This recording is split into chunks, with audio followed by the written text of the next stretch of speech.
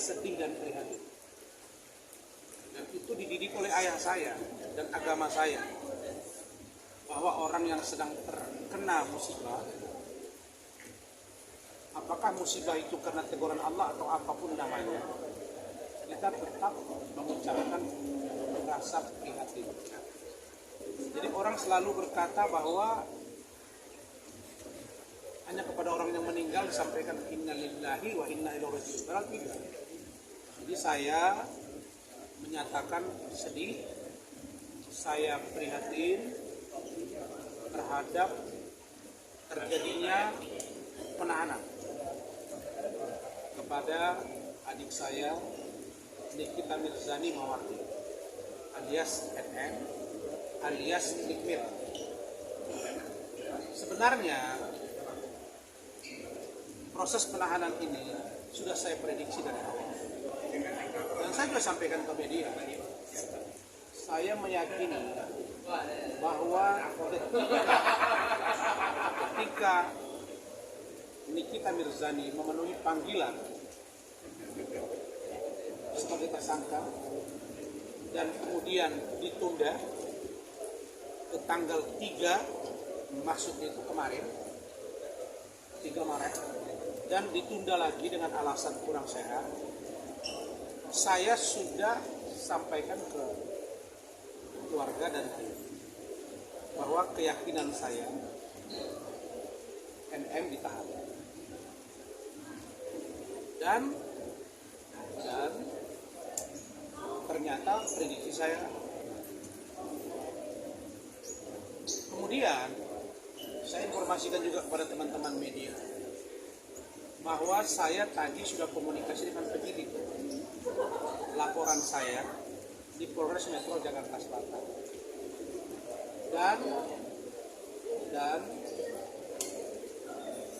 kalau tidak besok paling lama Kamis, setelah NM Nikita Mirzani tidak menghadiri panggilan 2 kali guna dimintai keterangan dari laporan saya dugaan penganiayaan,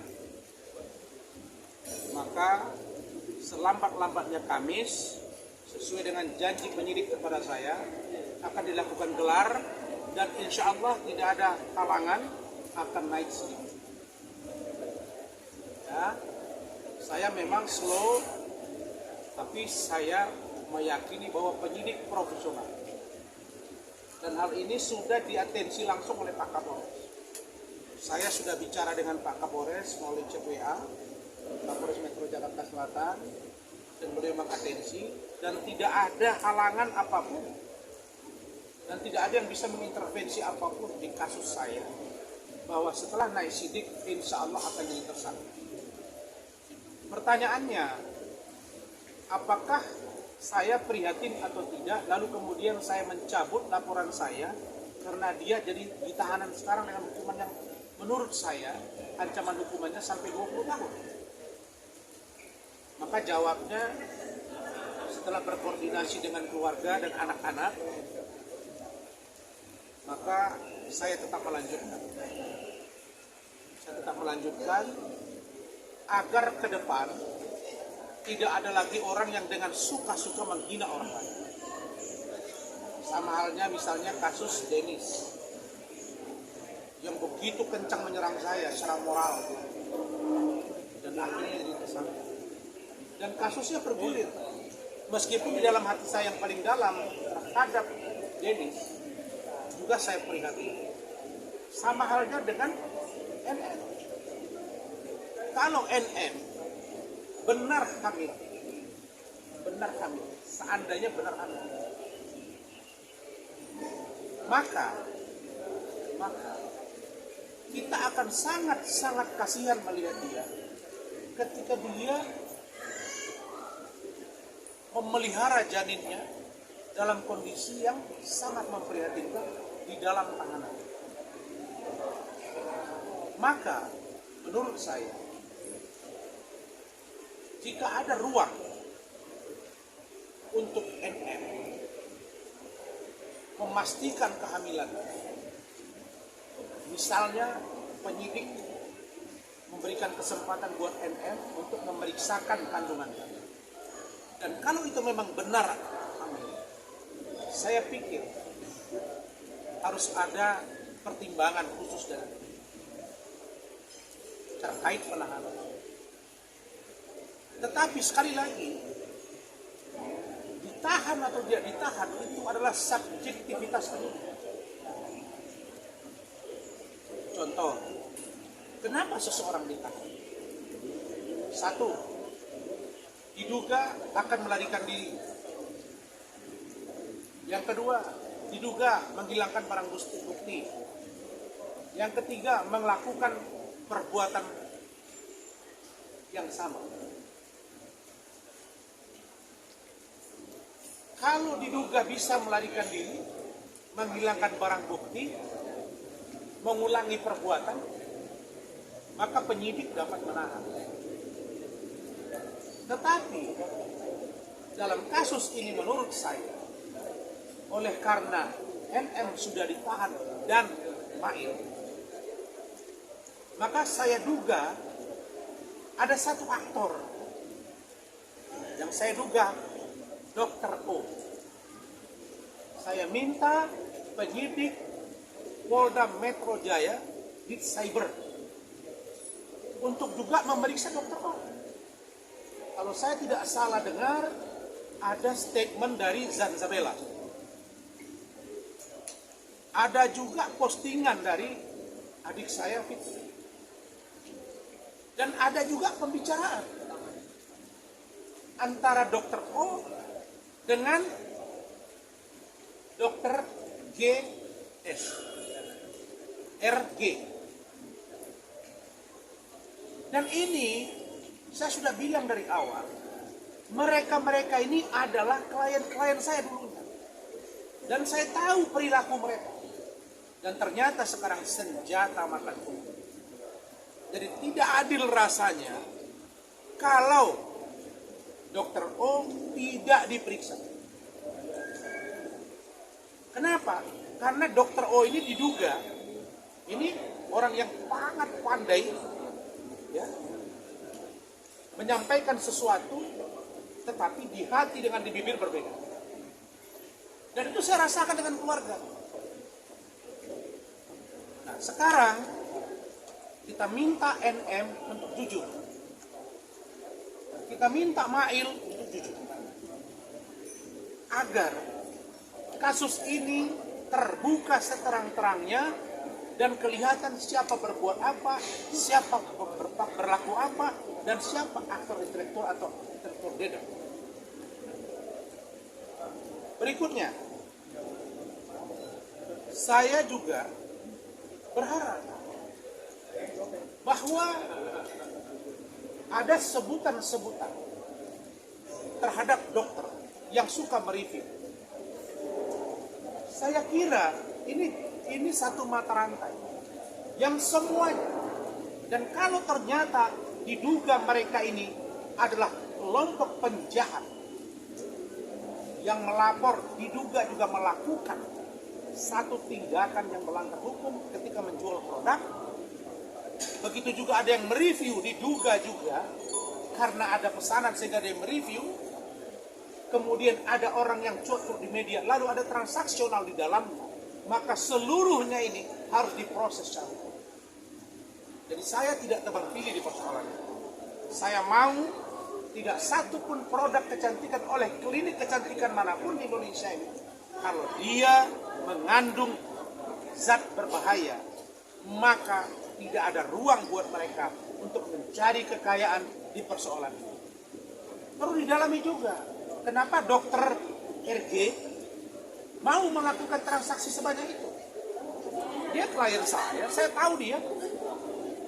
Ada apa dengan produk dia? Dan NM, kenapa seberani itu melakukan? Siapa yang menyuruh? Begitu juga dengan dokter yang mereview. Nah, tetapi tentulah ini harus diurai. Diurai dari awal, dan sekarang kelihatan ada peran NM, ada peran Mail.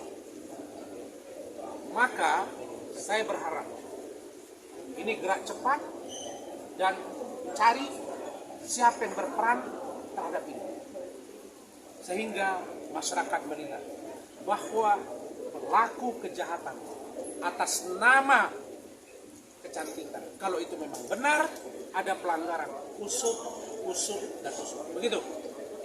Bang, berarti Satu-satu. memaafkan Niki juga nggak sih Bang setelah mendengar kabar kalau dia ditahan gitu Bang? Saya sudah mengatakan bahwa saya prihatin, artinya saya memaafkan. Tetapi proses hukum biarkan berjalan. Karena itu permintaan keluarga dan anak-anak saya. Kakak saya saja dari kampung dan abang saya. Itu semuanya menyatakan kegembiraan. Tapi saya tidak. Dan saya tenang. Kenapa? Karena menurut saya tentu ada sesuatu di balik tindakan dia ini.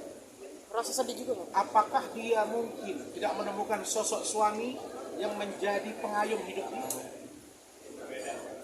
Dan saya dari awal sudah katakan kepada kalian bahwa kalau Fadel melaporkan Loli, maka terbuka ruang buat Loli untuk mengungkap semuanya.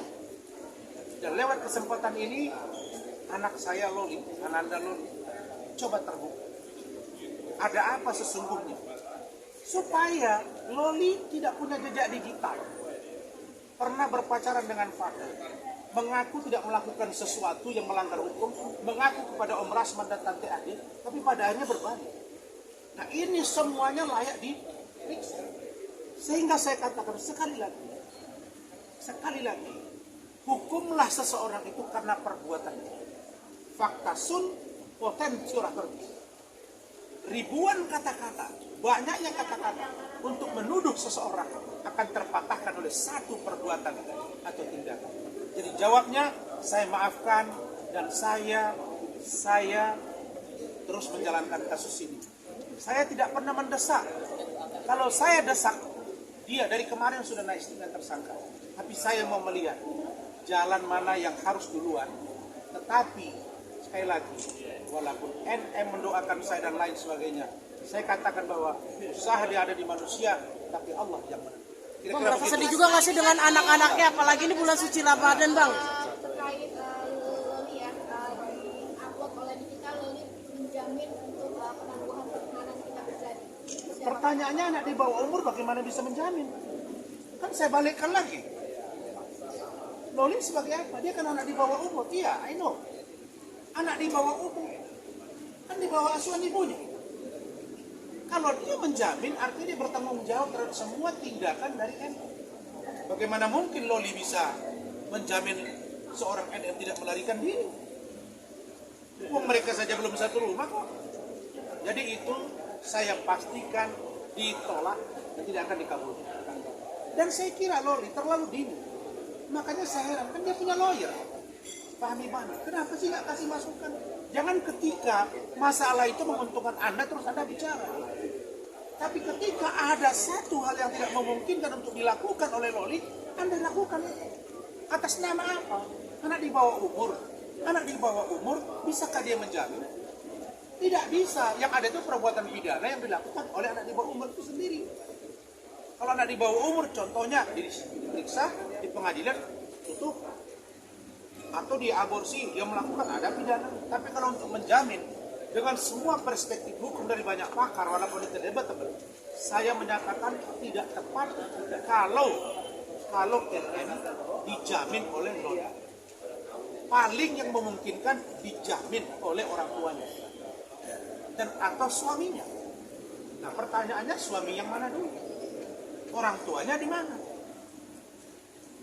Jadi kalau itu saya kira poinnya tidak cukup kuat. Dan saya minta, Loli, tolong jangan kamu gegabah.